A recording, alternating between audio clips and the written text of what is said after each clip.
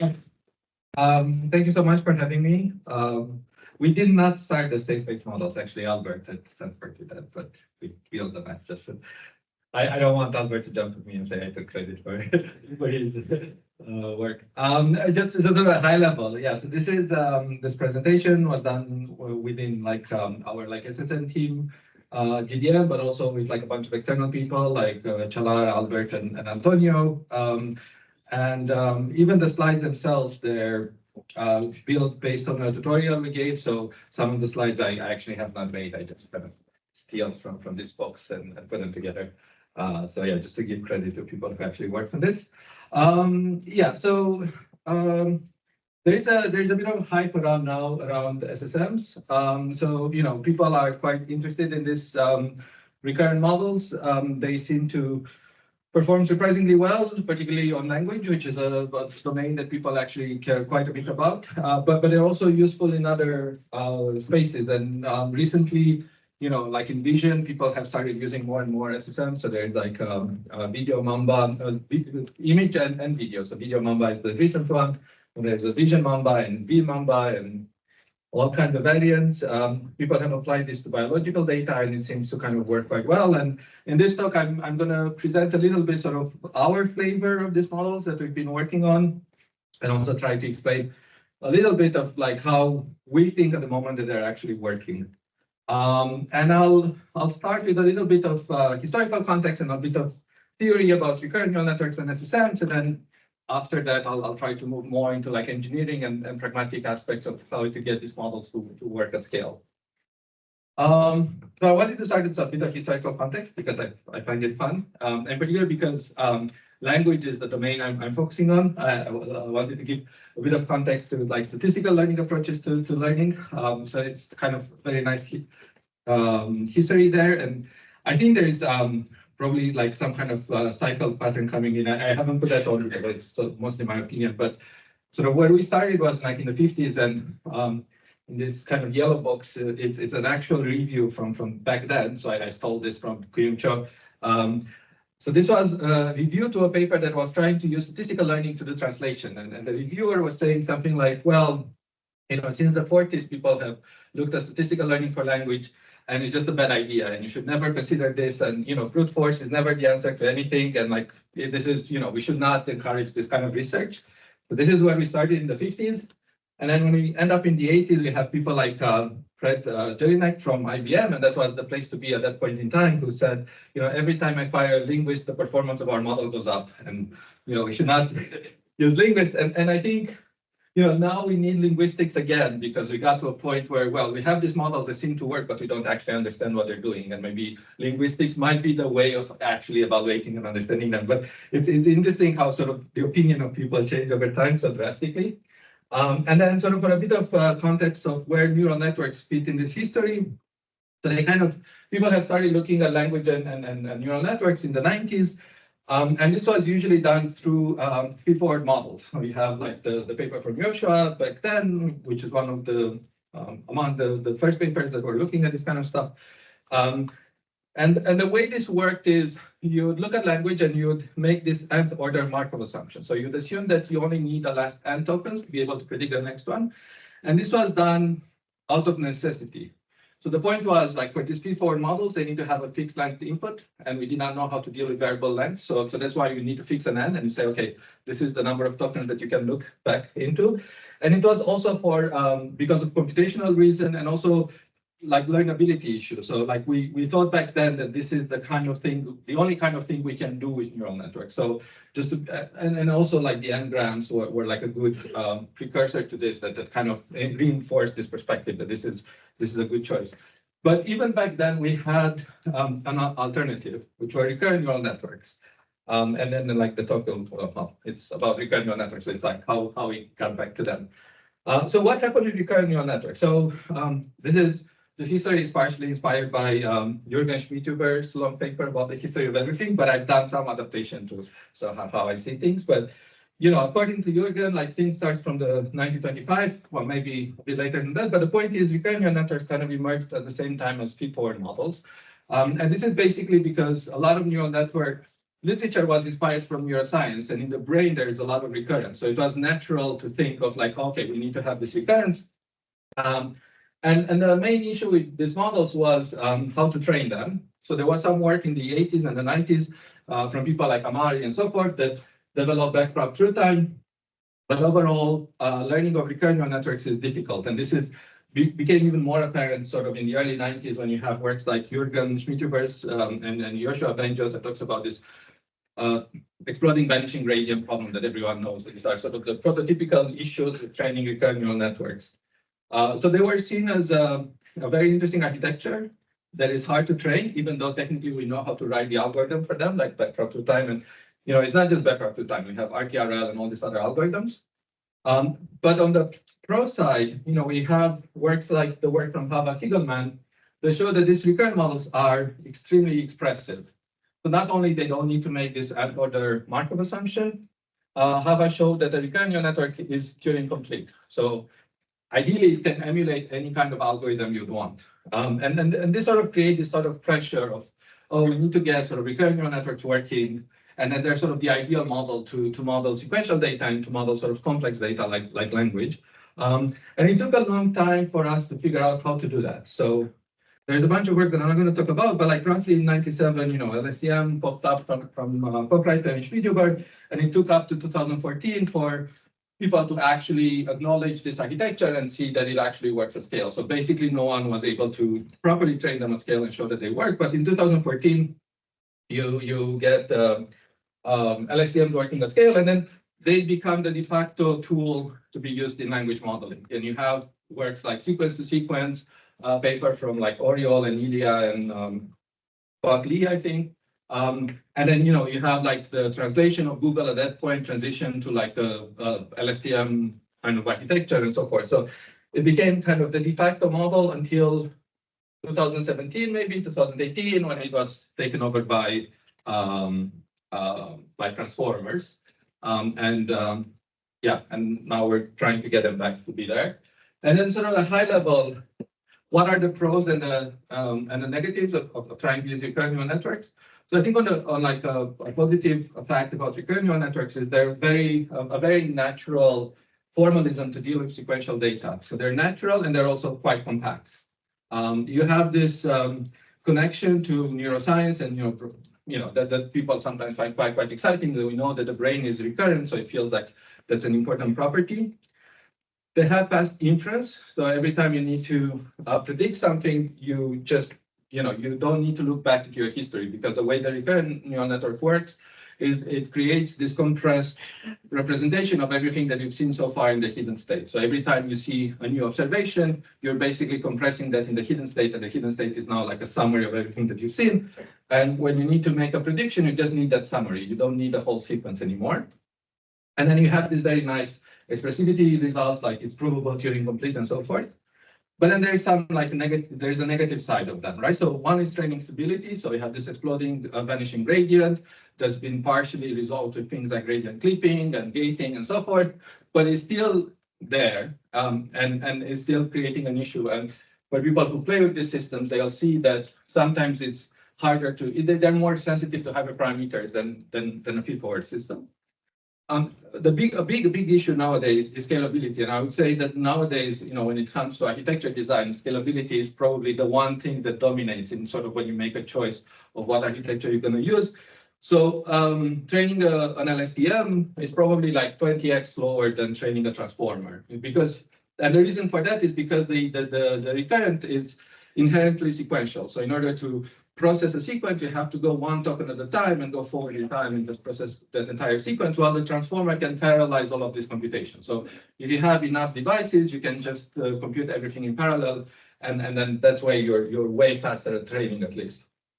And then there's some expressivity bottlenecks that you can see as a plus or minus, and I'm not going to talk too much about them, but I thought it's worth highlighting them because I don't actually have papers to point at them, but I think it's a nice hypothesis for people if they kind of get excited about this kind of thing. So one thing is about sort of the Turing completeness. So first of all, like the way recurrent neural network works is they have to compress everything into this hidden state. You can see this as a plus or a minus. So in terms of a minus, because you have this information bottleneck, you have to compress everything into the hidden state. when you have to do exact retrieval, when you have this kind of task where you ask the system, well, can you tell me the phone number of X that you've seen, I don't know, like a billion tokens ago? An RNN obviously cannot deal with this kind of tasks because it has to compress everything in the hidden state and can't compress everything. While a transformer basically has access, at least in theory, to the entire previous sequence, and you can search through it and find that phone number for you. So that's the negative. The positive is, well, compression equals generalization. So maybe there's something to be gained here. And I'm just going to leave that out there. But like for people who like this, they know that like one way to think of generalization is just compression. And the fact that this isn't compressed seems to be like a plus there. And the other thing is on the optimization side, in terms of expressivity, well, you have this like Turing completeness stuff. But if you think about like what kind of recurrent neural networks you get if you train them by gradient descent, because of the stability issues, you tend to get recurrence where the mapping from t to t+1, it's a contraction. And I believe, I don't have a proof for this, but I believe that means that the system you can reach by gradient descent, those are not Turing complete, because you can only model contractions. And in order to be Turing complete, you also need to be able to move outside of this. Like I think one needs to be careful when they make this. I've seen this a lot. Like the people working on expressivity versus people that work on things like how to optimize or how to learn models. They don't tend to work together, and a lot of expressivity results they don't take into account issues that might arise from gradient descent. And I believe that this kind of Turing completeness proof they're proved by construction.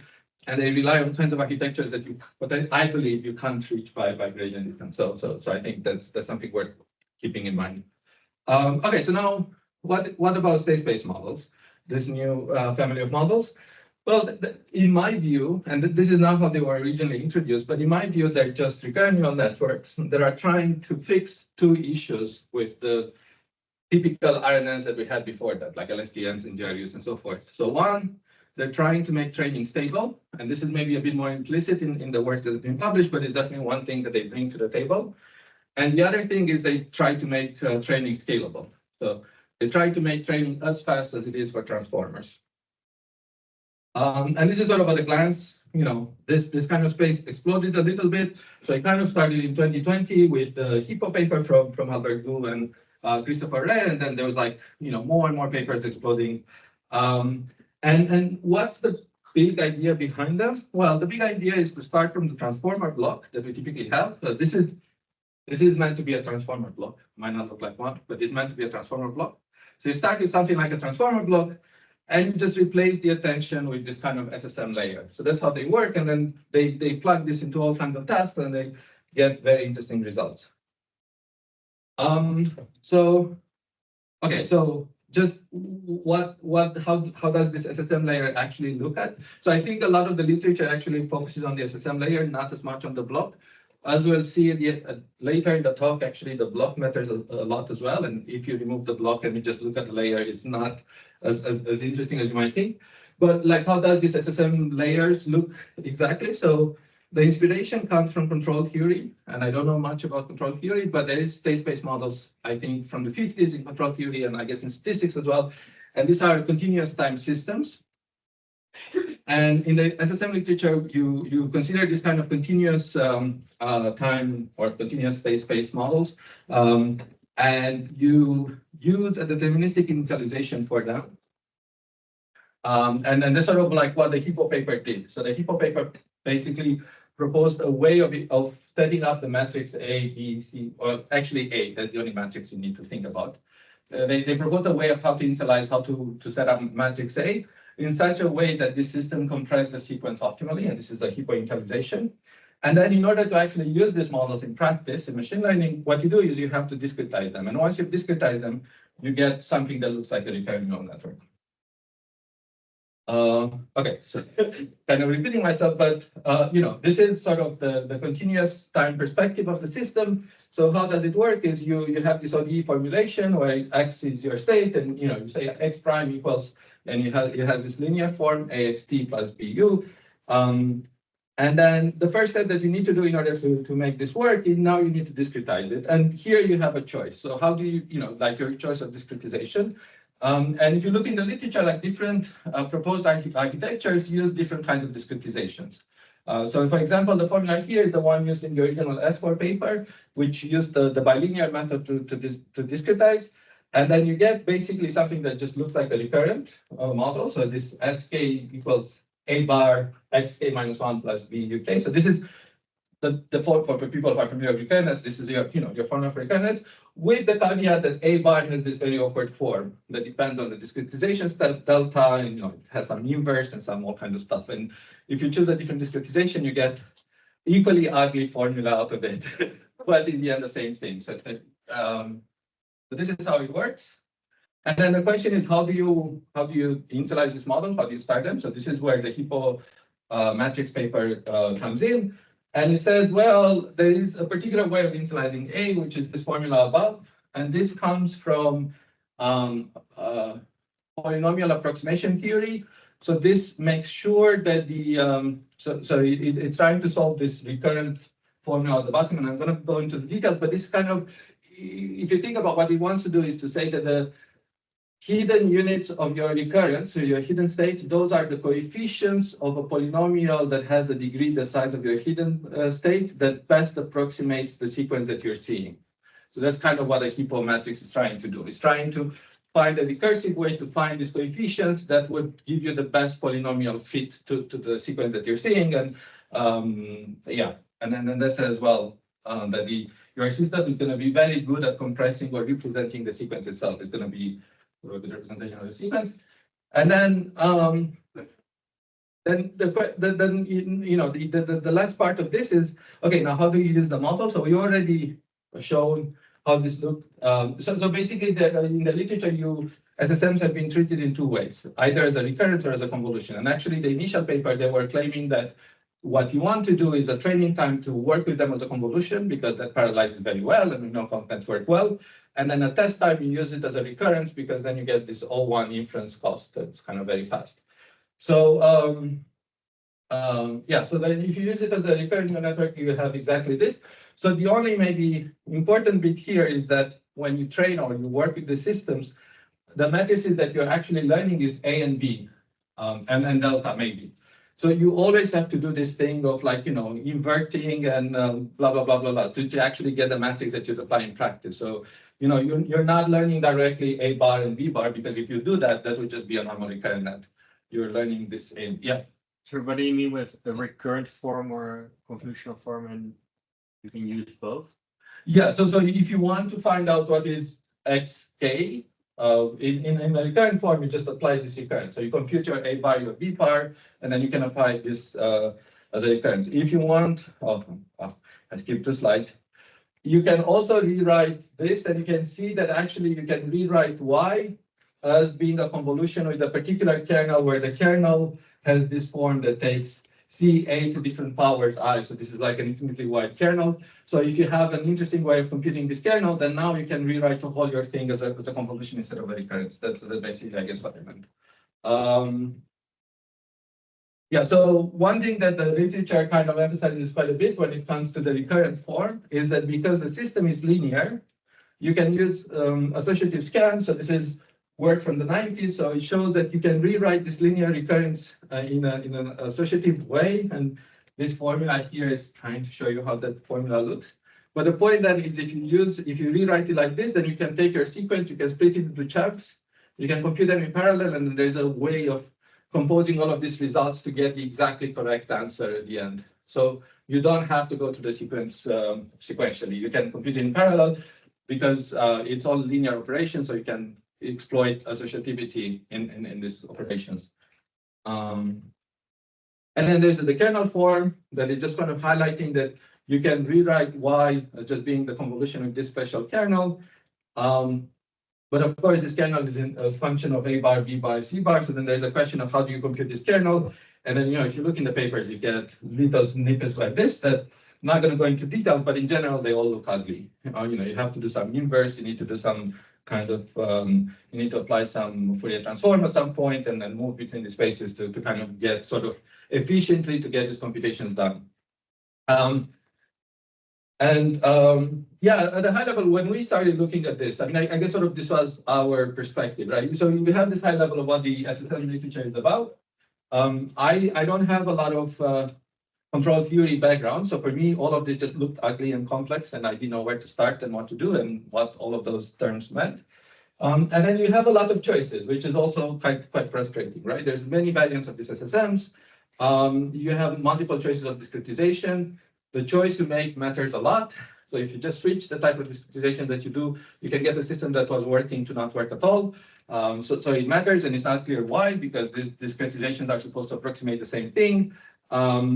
And then if you go to more modern architectures, I believe, particularly I think for Mamba potentially, I think the discretization step is not even exact anymore. There's like some approximations there that is not clear why you can make it and what does it mean to throw out some part of the discretization. And it's not clear whether it's this sort of layer and all of this theory that comes into this layer that matters, or is the fact that you're using the transformer block around it that made things work. So we wanted to disentangle a little bit things, and we wanted to understand what's going on. And this is sort of where we started. This was an internship project of Antonio that ended up in a paper that I was quite excited about. And the idea there was like, okay, let's go back to the transformer block. We take out the attention. Let's replace it by a vanilla RNN. So this will be very traditional vanilla, RNN with like a sigmoid of, simple RNN. And then from this, start moving more and more towards SSMs and see how far do we need to move for this thing to start working again. I'm going to just skip a bit because I think I'm moving too slowly. So the first step that we found out that is quite important to start getting good numbers is to get rid of the nonlinearity. And this can be somewhat counterintuitive for people who are like used to recurrent neural networks, because the nonlinearity helps you create a system that's quite expressive. Like if you get rid of the nonlinearity and it's a linear system, you can't model complicated things. So the first question you'd ask yourself is like, okay, it seems that if I drop the nonlinearity, I get better numbers, but is this system expressive? Can it do interesting things? Why does it work? So I don't think we have a very deep answer, but one thing that you can show, and we did this, and maybe it's a bit trivial, but anyway, is that you can show that if you have a linear RNN that is followed by an MLP, then you can recover the expressivity power. And this is because you can think of it as you're doing a separation of concerns. So basically, if you can show that the linear RNN can compress the sequence in such a way that at time t you can decode all previous observations, then any kind of nonlinearity can be taken care by the MLP on top. So the only, the MLP is a universal approximator. The only thing it needs is to be able to retrieve any of the previous observation from your hidden state. And then your question simplifies of, okay, how well can linear recurrences compress things? And there's theory about this, and there's good knowledge about this, and you can come up with nice bounds. You can, obviously, if you say the hidden state is infinitely wide, then it becomes trivial. Of course, I can compress everything and I can represent everything. If it's not infinite, then you come up with bounds, and it matters of the length of the sequence and stuff like this. But you can show that, you can get a sense of how you gain back the expressivity. So, and you can get a sense of like what is the role of the linear RNN. And this maps very well with the SSM literature, because the Hippo matrix was all about this, right? The Hippo matrix was all about coming up with the right hidden state that would give me, would allow me to reconstruct everything that I've seen so far. Okay. So linear RNN could work if they're embedded within this block that has MLPs, and if you can repeat the structure many times. By the way, another observation that maybe it's of interest is, I don't know how many of you guys played with LSTMs, but if you try to make a deep LSTM, so you start stacking LSTMs, actually you don't gain much. 2-layer LSTM is better than one, but then if you go to 4 or 5, there's nothing to gain. For these things, is not the same, right? Like you go to 6 layers and you still gain if you stack more. And this is just because every block is not as expressive. Like you really gain expressivity through stacking. Like the stacking, the depth does a lot of work. And that's kind of the idea of this SSMs, right? You make the recurrence simple, and then you gain back expressivity by stacking many of them with these MLPs in between. Yeah. Quick question, like, do you mean stacking after the MLP, like together? Yeah. So it's linear RNN MLP, linear RNN MLP, linear RNN. Not just the linear days. No, if you just stack linear recurrence one after the other, you can collapse them into one, the same as with. So you need the MLPs in between. Okay, but then what do you gain if you switch to linear RNNs? So there are two things that people usually point out. So one is the parameterization that we talked before. So because it's linear now, you can use this associativity property. So you can parallelize your computation using something like associative scan, which is readily available in PyTorch, I think, and in JAX and other places. The other thing is you can diagonalize the system. And if you diagonalize the system, so because you can make your, you do like an SVD decomposition of A, and you can push the S and D into the input weights and the output weights, and you just left with the diagonal matrix in the middle. If you do that, basically now in your recurrence, you have a vector multiplication, it's like an anonymized multiplication of vectors, which is much more efficient. So you saved a lot of compute. That's one thing, and usually that's the thing that people point out. The other thing that, I think people point out, but I like a lot more and I emphasize a lot more, is you get a lot, you can control the system at this point. So the thing is, because this is a linear system, the eigenvalues of the recurrence tells you a lot about how the system behaves. And if it's diagonal, the eigenvalues are just the elements on the diagonal. So you have direct access to them, and you can see the eigenvalues, and you can do with them whatever you want. Okay, so this is just sort of a, diagonally linear and then are fast. You get you basically get sort of the speed up you get from transformers, like 14x. So now about controllability. So one way to think about the system is to say, what happens if I feed in like an impulse into the system and I want to see how this evolves over time, right? And then what you can see is that the magnitude of the eigenvalue controls whether the system shrinks over time, if it vanishes over time, close to zero, or whether it explodes towards infinity, or if the eigenvalue is exactly 1, it stays the same. So this gives you like direct sense of when you want memory, like, okay, how long, for how long is some information going to stay in the system? Well, the eigenvalue will tell you exactly that. It's like a decay rate. You can measure, how much of that information will still be there after a certain amount of time. And the other thing, because we're talking about sort of complex eigenvalues, you also have, so they're not just acting as decaying and expanding, like you also have if you plot them like this frequency, so they look like sine waves, and you can control the frequency of the signals, and might say a few more words about it. But then, like, if we go back to the usual stability issues like vanishing, exploding gradient problems, they're all about these eigenvalues. The issue with nonlinear system is that you care about the eigenvalues of the Jacobian, which is something you never have access to because the Jacobian depends on the inputs. But because the system is linear, the Jacobian is the same as it's just W transpose, so the same weight metric. So you actually have control over the exact eigenvalues of the Jacobian you care about. And in particular, because it's diagonal, you can parametrize the system so those eigenvalues stay within the unit disk, which is what you want for the system to be stable. And in particular, this is kind of the parameterization we use, x of minus ReLU real part plus I imaginary part. And if you do a bit of math, and I hope this math is correct. I have some math that is wrong later in the slides, but I hope this one is correct. But if you do the math, it turns out that this will lead to eigenvalues that have magnitude below 1. And now you don't need to worry about anything. You do HGD, but HGD will never push you outside of the unit disk because by parameterization, it can't do that. The other thing that this thing gives you is a good sense of how long information stays in the system. So you can just look at decay rates for different values. And it gives you a good sense of how to initialize the model, right? You can either just look at the signal and say, oh, I want to keep information for this long, or just give you a sense of like what you want to do. And in particular, the way we tend to initialize eigenvalues is we just decide on an R max and R min, and then we have this ring, and we say, well, we want not to vanish too fast, but it has to be somewhat below 1, and then you just randomly sample within this ring the eigenvalues that you want.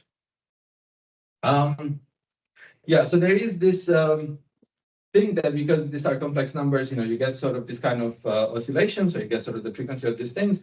And I think what we notice in practice is that if this oscillation is too fast, then basically you don't make use of the fact that you have complex numbers. So the way you can think about these complex numbers, say you just think you have like an impulse that you give a time t, and this is all like a real value, right? This is all in the real part.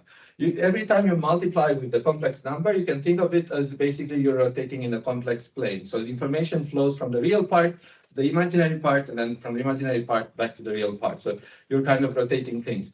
So if you're moving too fast in that circle, basically if you do like a full rotation in one time step, then basically you're not exploiting the fact that you have this space to encode information. So you want that rotations to be somewhat slow so you can actually use this this thing. And we found this in practice that, it's nice not to sample on the ring, but you have this sort of small corner where the frequencies are not too fast. Okay, so there were 6 steps. So this is the 5th step of the things that are important to get these things to work. I mean, this is not super important, but on the 5th step, like the other thing that you noticed, and if you look at decay rates, is the difference between 0.99 and 0.995 is quite big. The difference between 0.1 and 0.5 is almost nothing because of how exponential decay works, right? So what this tells you is that when you're learning these values of the eigenvalues, you want to have a lot of resolution close to 1 because any small change matters a lot. And you don't want to have resolution when you're close to 0 because it doesn't matter.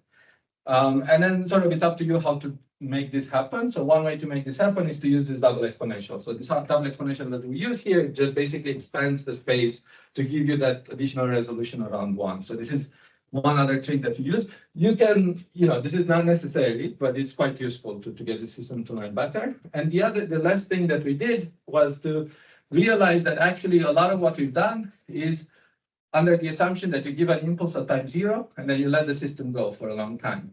But usually you have the inputs all the time, right? So now you need to, what you really would want is if you push this, like if you run the system for like an infinite amount of time, and you keep pushing input from some distribution, you want the states to be finite. You don't want them to explode to infinity. And for this, you need to regularize the norm of the input because with respect to the eigenvalue, right? So if the eigenvalue is like if you're keeping track of every, say if eigenvalue is 1 and you're not forgetting anything, then obviously if you keep adding numbers, those will blow to infinity. So how do you normalize? Well, you need to make some assumptions on the input, and we made some assumptions here that are completely unreasonable. So this is that the inputs are uncorrelated, the time steps are uncorrelated, and then you work through the math, and then you get the formula. And our formula is this: you need to normalize this input by square of 1 minus eigenvalue squared.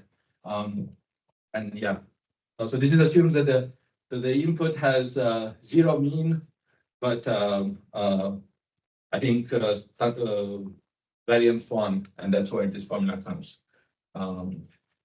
Okay, so summary. So what did we, when we looked at this, what we found out is that the reason SSMs work really well is because they're exploiting the linearity and the fact that it's diagonal, and this is exploited to make this parameterize the model to be stable by construction, give you a good insight of how to initialize them, and make them scalable. Yes? Yeah, sorry. When you talked about the hippo parametrization, you mentioned that the initialization is just justified by the fact that it's optimal memorization with respect to some function. Yeah. In this case, we change a bunch of things. Now, if I initialize this architecture that we have up to this slide, what does the memorization properties of this look like? Right.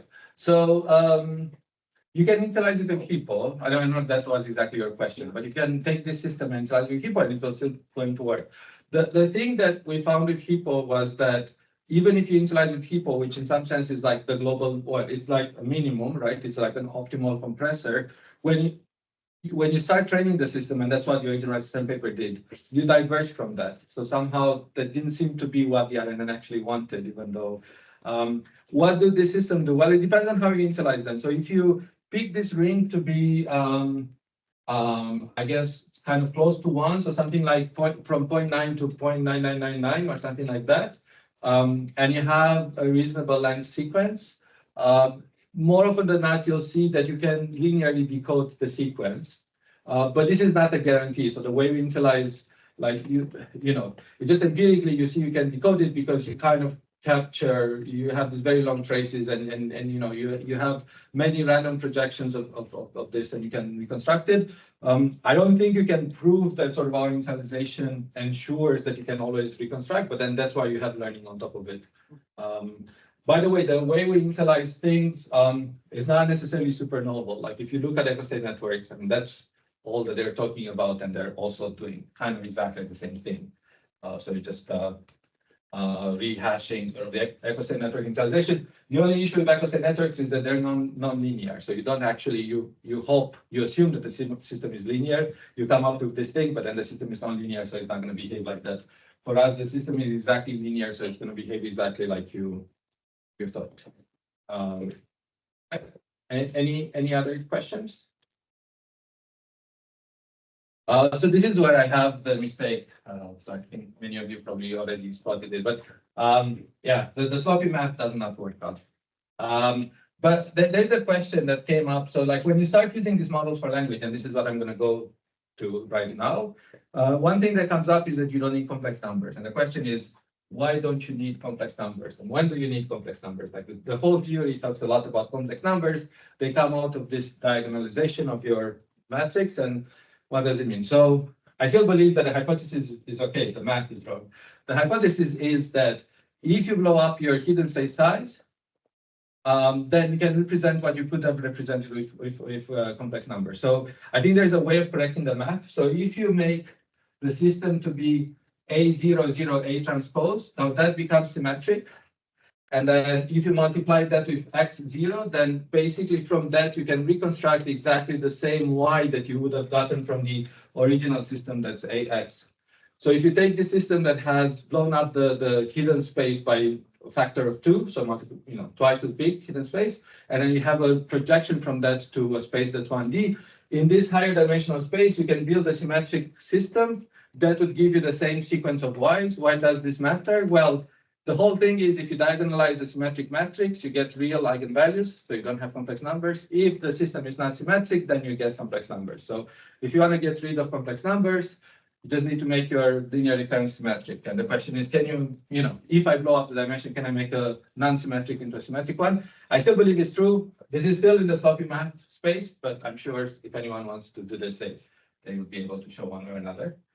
So that's one perspective. So what it says is like, do you need complex number? Well, complex numbers just help you to have a very compact embedding, but if you don't care about the size of your hidden state, you can always get away with just real numbers by just blowing up the size of the model. And in practice, we always blow up the size of the model, regardless of reason. So we can't even tell, that we needed complex numbers because we have big models. That's one reason. The second reason, which is a bit more tricky, and again, it's a hypothesis space, because of how complex numbers work with this rotation in the plane and how the SSM works. I'm not going to go into details, but I'm happy to talk afterwards. I think complex numbers are really good to give you positional encoding, but in language, the ordering of the words do not matter as much. It matters sometimes. Sorry, there's a question. Yeah, there is a question online from Madi. Is the symmetric linear system causal? And can we use it for autoregressive models? So recurrent by constructions are causal, so you could potentially use it for that.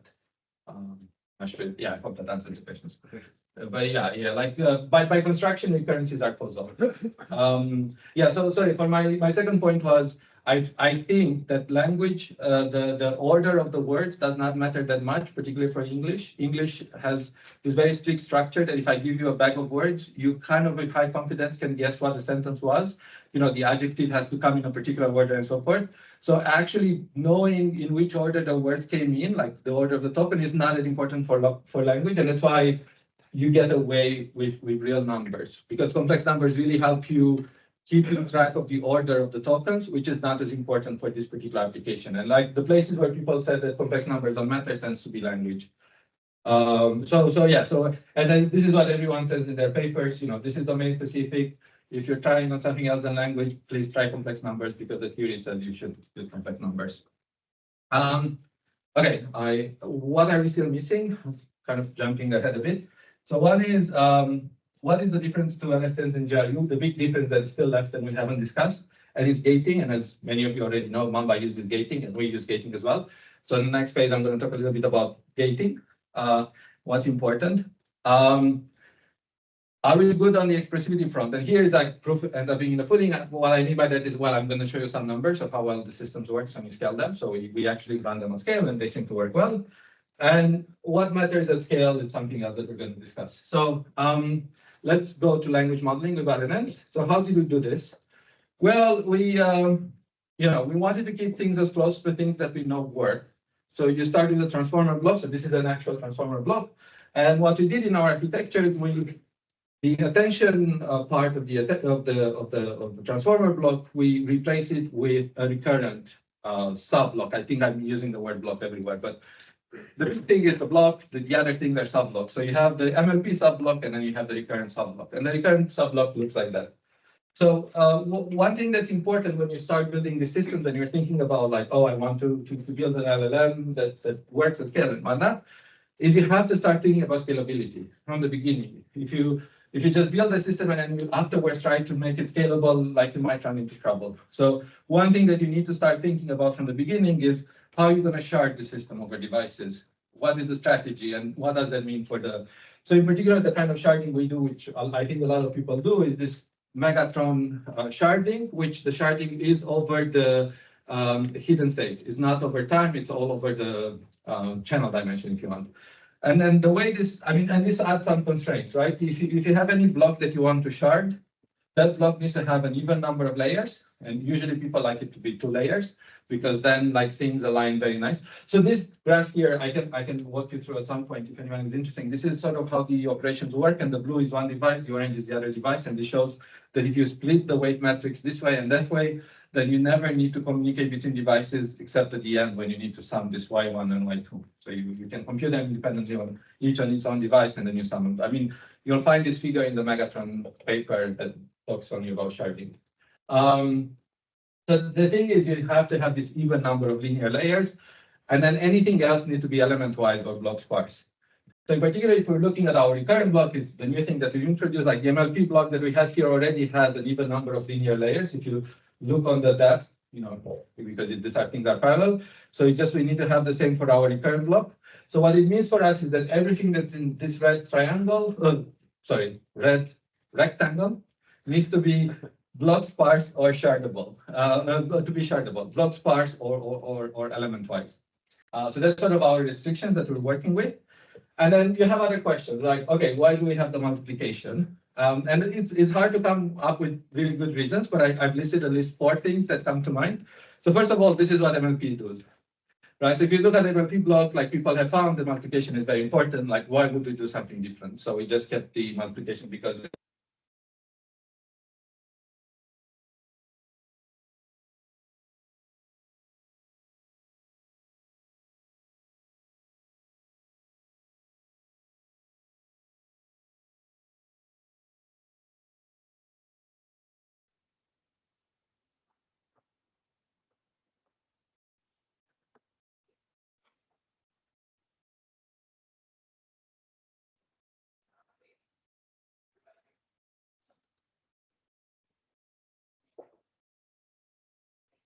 pi unit, and then there was a 3-way IBM and the this mapping units that I actually don't know about them because it was before me, but there is a long literature until the early 2000s about why this is important, and it kind of died out, and then it kind of appeared without people actually naming them what they are. People like you have for vision people, you have the shift excite block that some people use that has multiplicative interactions. I mean, that's the main idea, but like that's not how it's being presented. Okay, so these are the 2 reasons. Third reason, if you look at this, you realize that what this additional path does, it actually gives you like an output gate. And we talked about gating being important.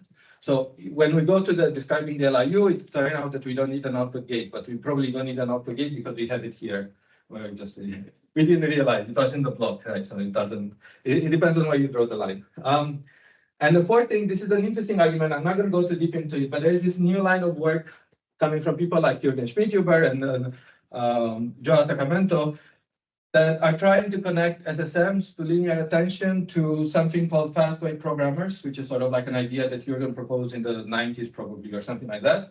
And you can't connect these things unless you have this gating. And then this fast weight programmers is just sort of a way of how do you represent memory in these kind of systems. Okay. Next bit. Okay, so that's why we have multiplication. Why do we have the conv1d? So for the conv1d, the first reason is, well, that's what other people did.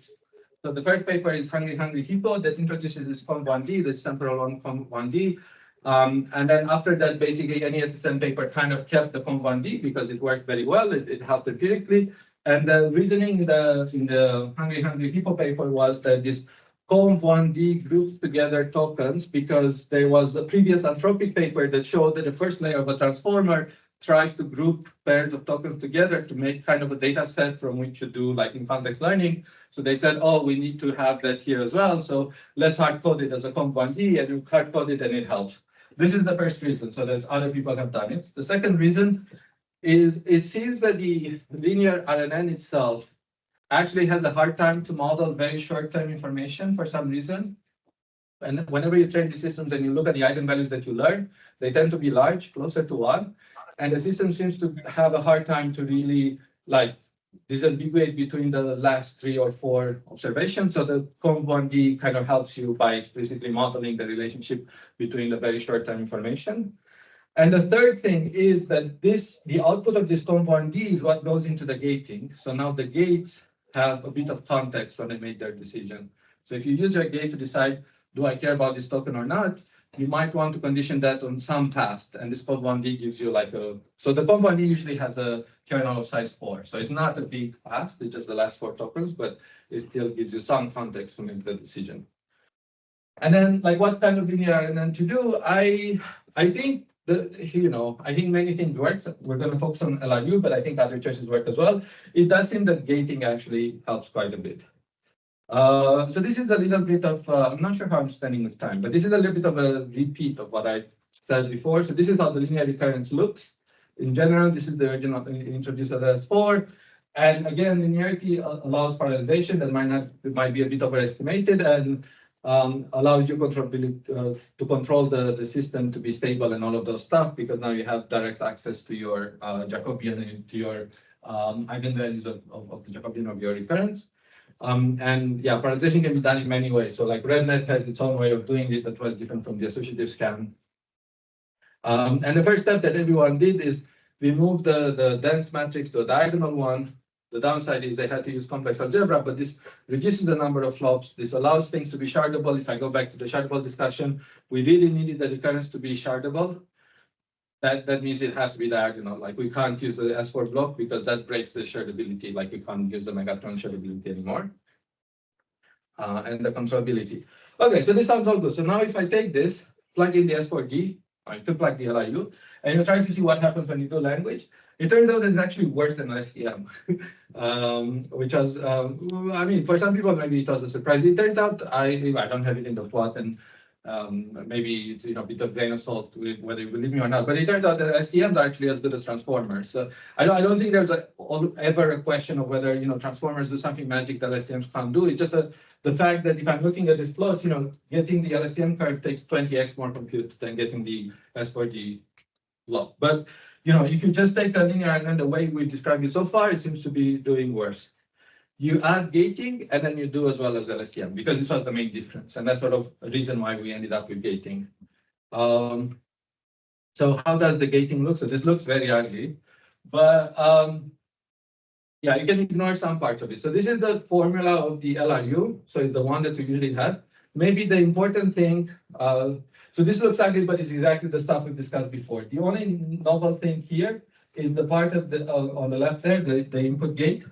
So basically you take XT and you multiply the input gate. That input gate is the same input gate you have in GRU, LSTM, whatnot. It's the same thing, a sigmoid WXT plus B. The only difference from normal gating is that we don't, the gate is not a function of HT minus 1. It's just a function of the input. And the reason for that is if you make it a function of HT minus 1, then you can't parallelize the scan anymore. Like this whole associative scan breaks down, and that's why no one does that. So that's the only difference that we had to do to LSTM. We haven't done it because it's a good idea, just because you have to do it in order to keep things parallelizable. And then the other difference is you have this gate on the recurrence. And I think the tricky bit that we've done, maybe that's a bit more unorthodox, is we move the gating inside the exponential. So now you can think of it as, it's actually a gating, but you can also just think of it as a hypernetwork where you basically you have like, it's based on X, you decide what are going to be my recurrent weights. But really, it's just a gating. And the difference to other existing gating, so like if you look at Mamba or if you look at GRU or LSTM, like those things, they have something that feels more like an update or like a forget gate. So basically what the gate does, it allows you to interpolate between 0 and the eigenvalue that you've learned. For us, the gating does the opposite. It allows you to interpolate between the eigenvalue that you've learned and 1. So for us, it's like exactly the opposite of a forget gate. It doesn't allow you to forget. It allows you to remember perfectly more if you want to. But in some sense, I don't know whether this really matters that much. maybe the better way to think about it is once you have this kind of gating mechanism, what it allows you is to like locally expand or contract time. So this is how this thing works. So if you look at your signal, you can locally make things move slower or faster by changing the eigenvalues, right? You make the eigenvalues larger, you make the eigenvalues slower. And this seems to be quite important when you model these things. It's probably because the amount of information is not uniform over the length of the sequence. So you kind of need to track a little bit, you know, how much detail is locally in the sequence at that point in time. And sort of the gating allows you to do this dynamically. Yes, a question. Can you actually see that when you do multiple sort of samples? Can you see how time contracts, or if you look at I don't have plots like, I mean, I have plots. I have seen plots like that, and I think I've even generated plots like those for LSTMs. And for LSTM, because for LSTMs, I had this question. The original LSTM motivation was that the gate acts as a 0-1 thing. You know, closes the box, opens the box. And I was like looking at the gate to see if that happens, and it doesn't. It's really like more of a continuous value that kind of, you know, moves from one place to another. So I've seen this for LSTMs. We have not plotted like what the gating does for this model, so I'm not sure, but I would assume it does something similar. Okay, so this is, okay, I know it's not a lot of info, but you know, you put all of this together, you get the model. So how does this work? So here we have a comparison. So we have two models. One is just the purely recurrent model, so just blocks that I described. The other one, which we call Griffin, is a mix where you have, for every 2 recurrent blocks, you add a local attention block. And that's because we thought like, well, there's something about local attention it's something about attention that's quite interesting. I'm going to come back to that when we do some kind of ablation a bit later. But the point is, if you just have recurrence, you get the green curve on the top, that's called Hawk, that's slightly worse, but it kind of shows the same kind of scaling laws that you'd expect. So this is going up to 14B. So the last point, I think, is 14B parameter. So this is medium size, I guess, by the new standards, but it's relatively large, yeah. Yeah, there's another online question saying, is it necessary to have the recurrence weight input dependent? As compared to not being dependent on anything. Yes, it's a Yeah. constant parameter. So yeah, so this is kind of this plot, right? So the S4D is the one that the recurrent gate was not, it's a constant, it doesn't input. And then empirically it kind of works worse. Of course, like the thing is, and it matters a lot of what you care, like the S4D, the one without gate, shows the same kind of scaling laws that the other ones do. So you could always say, I can add gate, or I can make my model, you know, 5 billion parameters larger, and I'm going to get the same performance. So it depends on what you care about. Like you can always compensate for any lack of expressivity by scaling the model more. But if you're just trying to compare models of the same size without gating, you perform worse. So it just adds a boost in expressivity. Okay. So yeah, so the point here is that it works quite well. It scales quite well compared to strong transformer baselines. And in the paper, we have comparison with Llama 2 and other things. So we believe this kind of holds. And then you get this very fast inference because it's all one. So you get a big throughput and you know, computational benefits there. You know how much time I have? Yes, so currently it's 6:01. Okay, I can try to finish it in 10 minutes. Take your time. So I had 2 more little sections that I think is important. One is about ablation and sort of what happens with long context. And the other thing is about actually what happens when you implement this on device. And I think there's some things that, at least for me, and I'm not too strong on the engineering side, there are some things that took me by surprise when we started looking at this, because they're a bit counterintuitive, but maybe for some of you guys, it's already quite intuitive. So efficiency matter, you know, we have transformer, we have SSMs, we know they perform well. Theoretically, we have all of these claims that SSMs, you know, are all one at inference and blah, blah, blah, so they should be performed quite well. Do they actually perform well in practice? Like, is device efficiency? And it is not a trivial to answer, right? It's the same, you know, all notation does not tell you how things are going to run on the device. And the reason for that is when you think about device, I mean, there are many things you need to think about, but like 2 things you can think about is flops versus memory bandwidth and the relationship between those. So for example, if you take a TPU, and a lot of stuff that we've done is on TPU, so this is kind of the structure of the TPU, but you'd get similar stuff if you look at the GPU. what you tend to have is you have this HBM, which is sort of the main memory where, those are your gigabytes of memory that you have on the device. And then you have this VMEM and SMEM, and those are actually cache memory that are actually used when you're doing your matrix multiplication, LMIS multiplication, and whatnot. And if you look at the bandwidth between these things, transferring from HBM to VMEM is like roughly 820 gigabytes per second. That sounds like a lot. But then when you look at the amount of teraflops that your vector processor can do, it turns out that actually that transfer is relatively slow. And from people who do this kind of things, they look at this transfer and they say this is the slow one. And then there's another transfer from the VMEM to vector processor that's like 2.5 terabytes per second. That's considered fast and that's ignored. So you just worry about the main one, the 820 gigs transfer. So that's considered slow and that's considered bottleneck. So if you're looking at our diagonal RNN, anyway, if you're looking at diagonal RNN, you're thinking, oh, how does this work on device? You can think of the little program that does this, right? And what the thing would do would be something like, okay, load my XT, my recurrent weights, capital lambda, and my previous hidden state from HBM to VMEM, compute this formula above, so compute my new HT, and then push HT to HBM. So this is sort of what you do. And what you need to do when you look at this is you need to look at like, okay, how much bytes am I transferring back and forth? And how many flops am I doing for those bytes? And it turns out that you're spending 0.5 flops per byte that you transfer. So what this means is that all of this computation is extremely memory bound. Like everything, like the only reason things are slow is because you're wasting time copying from one place to another. We actually wrote a kernel, and part of our results is a specialized kernel, where the main thing we did is we said, well, it doesn't make sense to keep copying HT from one place to another. Just keep it in the VMEM, keep it in the cache. And our calculation said that this should give you a speed of improvement of 1.3, but it gave us a 4x speed improvement because devices are hard to understand. You assume something, you confuse something, but then when you do it, something else happens in practice. But it's really good news, right? So we got a kernel that's 4x speed up, and that was quite great. And that's sort of how mainly sort of our code works. But the other thing that comes to mind is, okay, what about all of this parallelization that we've been talking about, like this associative scan and this sort of RetNet style of computing things that are supposed to help you a lot? So it turns out that these things are actually more of a red herring. They're not that important. Because the thing is, parallelization, the only thing that can help you is to improve on the flops, and you are never bounded by the flops. You're always bounded by the memory transfer. So improving the flops will not help you with anything. It will actually make things worse, because if you do this associative scan, then you need to have this random memory access pattern that actually, at least for the TPU, is not very friendly. So you get actually much lower transfers of memory when you try to do this random access.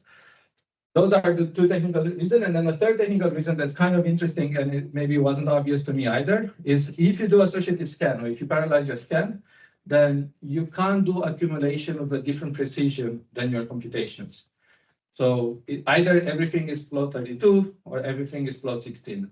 If you do it sequentially, you can keep your accumulator to have 32 bits, and you do everything 16 bits, and that helps you a lot.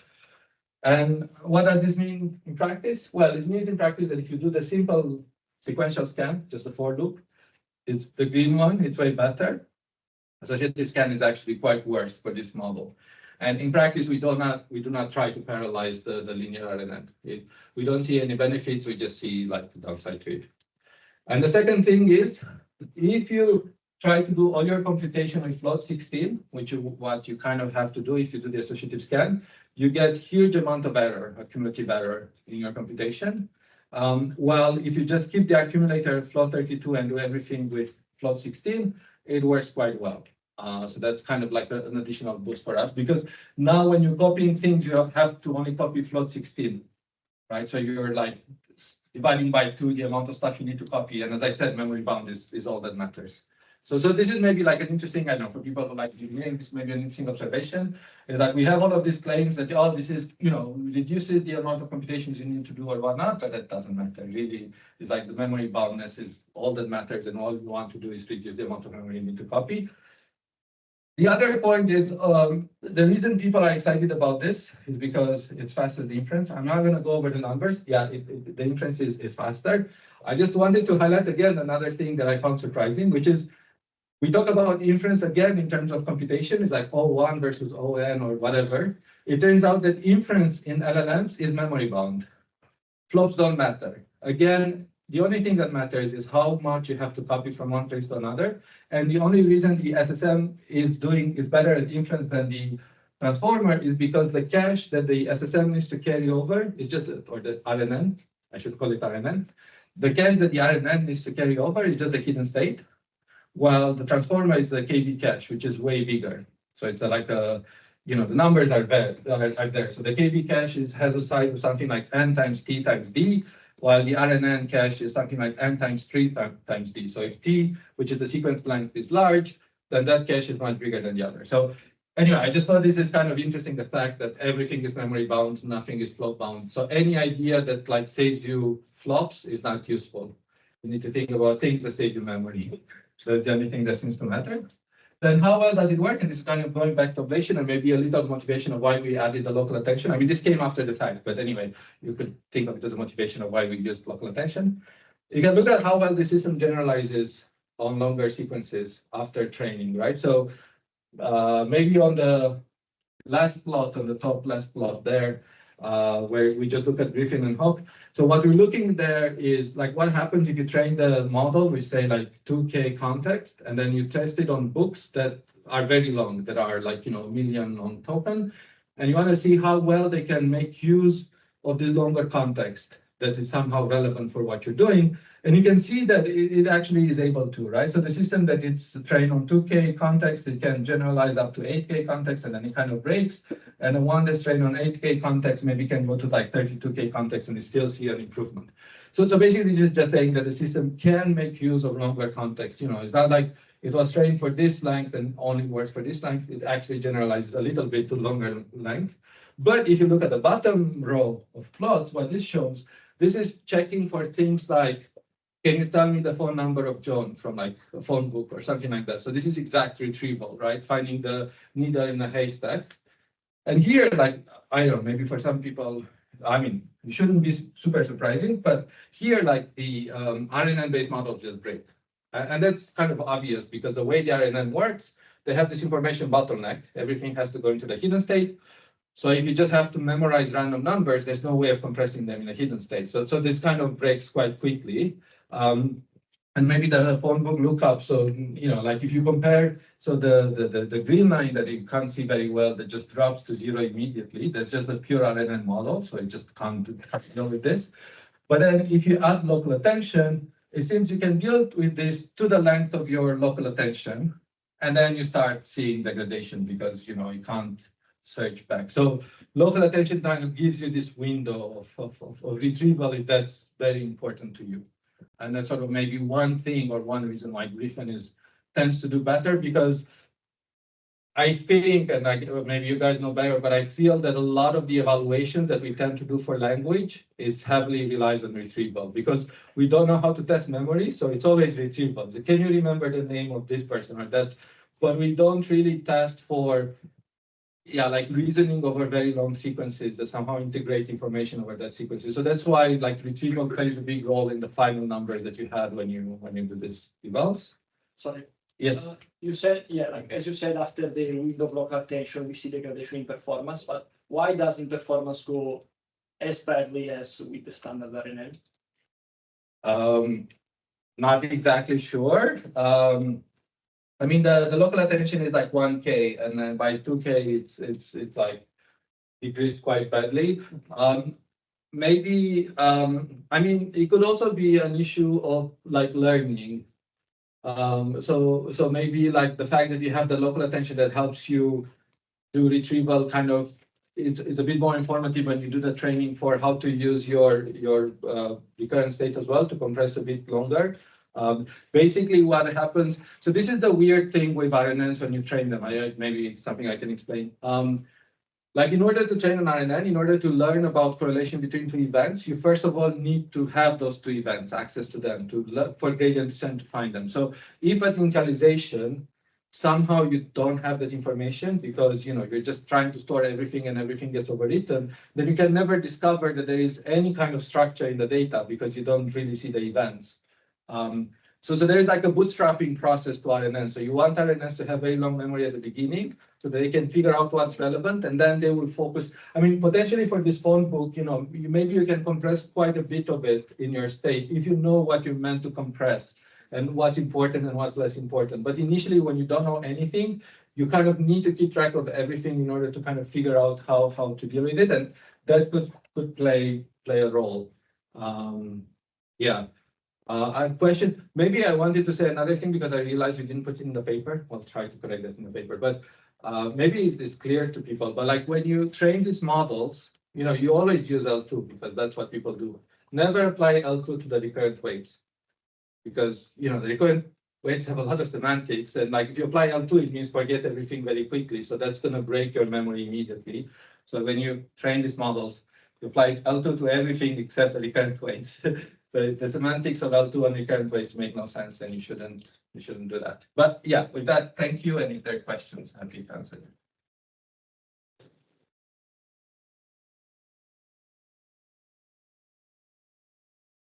I'd be happy to do mic running, so if you'd like to ask a question, just raise your hands and I will be dropping the mic to them.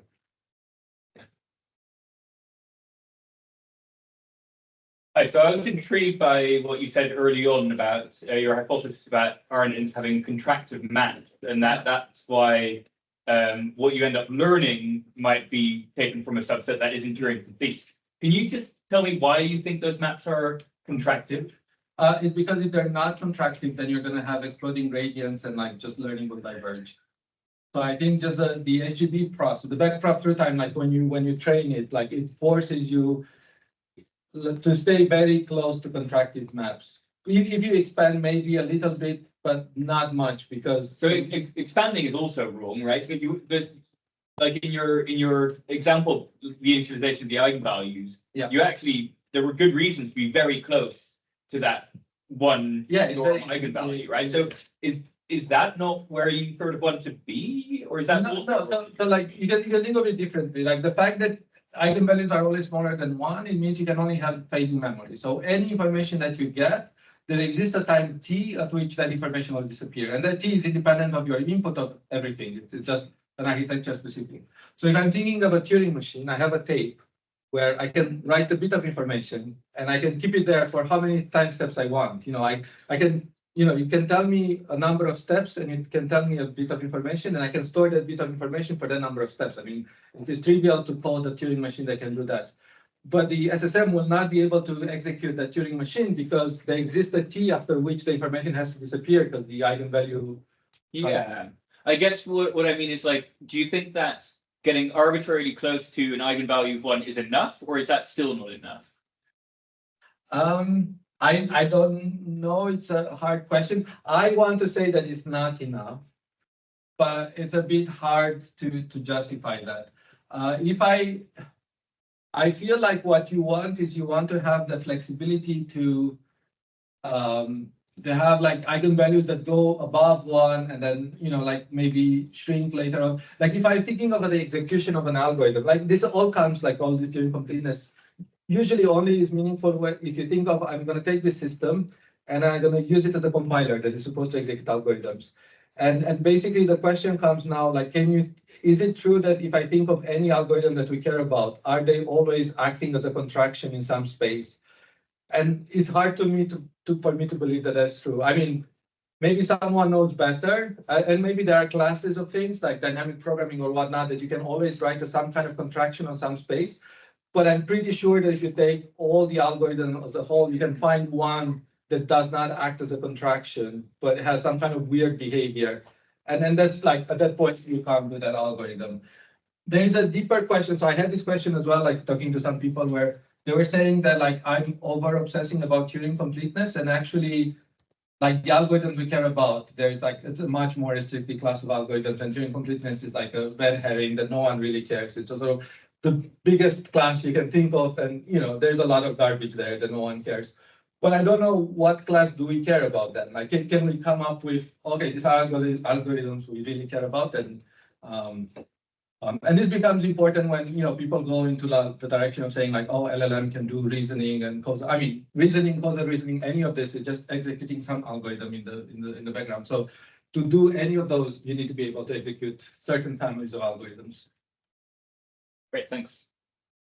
Yeah, so Hold on a sec. just okay, thank you. So just one very quick one. Did I get correctly that then the convolutional view was actually not what you use in practice? No, and I think like no one is using it anymore. And the issue for that is it does feel like this. It does feel like this kind of gating, gated SSM style architectures, gated recurrent neural networks do perform better. And once you add the gating, you can't try the kernel anymore.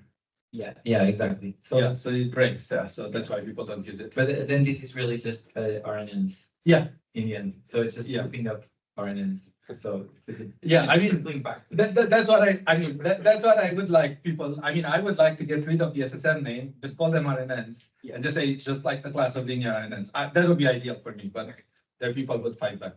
And kind of based on that, I'm also not good at control theory or anything, but I think that I remember that there's also, in addition to these state space systems that were in continuous time, you can also just define them in discrete time directly. And there's a different kind of theory of how the eigenvalues influence the result there. So you don't have continuous and discrete time. It's more of a parallel construction where it's discrete from the start. I don't know if that was ever. I think that sounds quite interesting. I mean, I think it's worth looking into that. Like someone else pointed out to me, but I forgot what they're called. Some kind of polynomial, blah blah, harmonic. I don't know what. But there is another way of like basically parameterizing your eigenvalues, so they get sort of this kind of periodic behavior. And then, like, if you integrate that over time, somehow it's stable, but then locally the system can be unstable or stable because it changes. But the way these things evolve has to come from some kind of formula or whatnot to ensure that if you integrate them over the entire thing, the whole system becomes stable. So it feels like there's this whole world of things that people have thought of in control theory that would be nice to port here and see what happens when we play with them. But I haven't seen any paper doing that. I think we be interesting to see. I haven't like it. Thanks. I just figured out, I think this one is dead. So people please use your singing muscles and project. Yeah. I think that maybe it's something, but you don't care about parameterization. Yeah. Why do we linearity compete with the thinking with or variable data thing? That's a yeah. So that's a very good question. I'll repeat it in case the people online can't hear. So the question is, if we don't care about parallelization, then why don't we make it back nonlinear and stuff like that? I think making it nonlinear would be a big mistake, and that's because like the linearity also helps you with like controlling the system and parameterizing it. So as soon as you make it nonlinear, you lose that.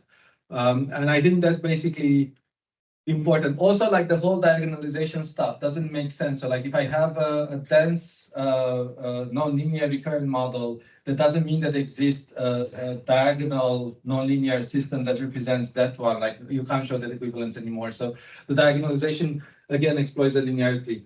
I don't know about the gating. So the gating, like we made the gating the way it is because we were worried about parallelization. You could make the gating to be a function of HT-1, I think. You'll need to write your own special kernel to make sure that things work the way they should. No one tried. I don't know, might work. There's one question online from Muddy again. So is efficient for BERT without using SSM and RLU with only using data adaptive convolution? And there's another, do we really need SSM for BERT? I mean, we don't need it. It's just another option, but you don't. I mean, there are ways. There's like I don't know if that's what the paper refers to. So you have things like universal transformers and whatnot that are trying. Basically, they make transformer into a recurrence where the transition function from T to T+1 is basically like a transformer block of sorts. So that's kind of the idea of universal transformers. I opened the paper. It's his paper called ORCID, called Flexible and Data-Dependent Convolution for Sequence Modeling. Okay, I don't know that word, unfortunately. But I mean, there are other kind of hybrid recurrent transformer models. I think we don't. I think what this line of work is trying to do is trying to get people to think of alternative architectures and transformers, but I don't think it's at the point where it's trying to claim that, you should use this instead of transformer.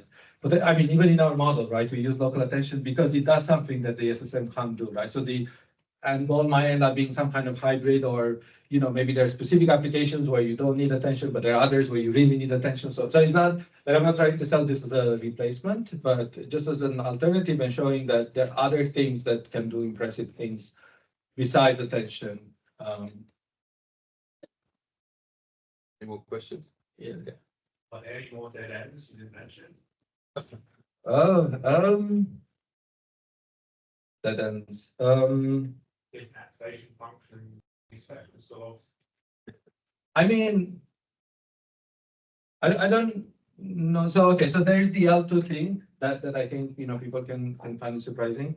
Hypertuning the optimizer for your SSM is important. I don't think you should use the same hyperparameters you'd had for the transformer. And when you hypertune, don't just look at learning rate. Like if you use Adam, look at like the beta 1s and beta 2s as well, and all of those stuff, because they do matter sometimes. Trying to think if there is other stuff that are important. No, I don't know. I mean, the only thing I would say is once, like you should, like if you really want to get numbers as good as like existing large LLMs like Mamba and whatnot, don't underestimate the amount of tuning you'll need to do. Like people, when they do these things, they do tend to tune things quite carefully. In particular, I think in our paper, I mean, I don't know if this is true or not. It's really hard to tell, but there's so many moving parts. But for example, in our paper, we got better numbers than Mamba for less. We don't know if that's just because we've tuned our system more than Mamba tuned their model. It could be that that's the only difference. I mean, we did find that in other like scenarios at smaller scale, like you could potentially, replace the LRU with an S4D, and if you tune it independently, you'd get the same number. So I don't believe that there is some like super magic sauce in the LRU parametrization that say the S4D is missing. I mean, except the gating. The gating, has to be there, but then all of these things can have the gating. So yeah, I don't know. So one follow-up question. How much do you adapt like the optimization parameters throughout training? Or they just set them off and go, or people like looking at bots and then like. So what you typically do is you make this. I mean, I personally don't like them, but this is how the community works right now. You make this kind of small scaling laws. You look at different hyperparameters. So you look at small scale, different sizes, and you look sort of how hyperparameters evolve for that, and then from that you extrapolate, and then when you get to the big models, like say if you want to run like a 7B, I mean, big for us, not big in general. I mean, I guess people will call this small to medium models or whatever, but for us 7B is big enough. That's more of a like run it and that's it. You extrapolate, got some numbers, and then the only thing you can afford to do is what people call overtraining, which to me is like a complete misnomer. So basically, it seems that all the scaling laws like severely underestimate how many updates you need to do to converge. So you're always underfitting heavily. So you can always afford to overtrain. And then overtraining is more about like, oh, I want this model to have it in a week. Okay, how much can I wait? And then how much updates, and then update the learning rate schedule to that budget, and that's it. So, you decide the overtraining, but overtraining is always the more you do, the better you get. So it's more like, can I afford to do this amount of overtraining or not? People usually say the chinchilla optimal.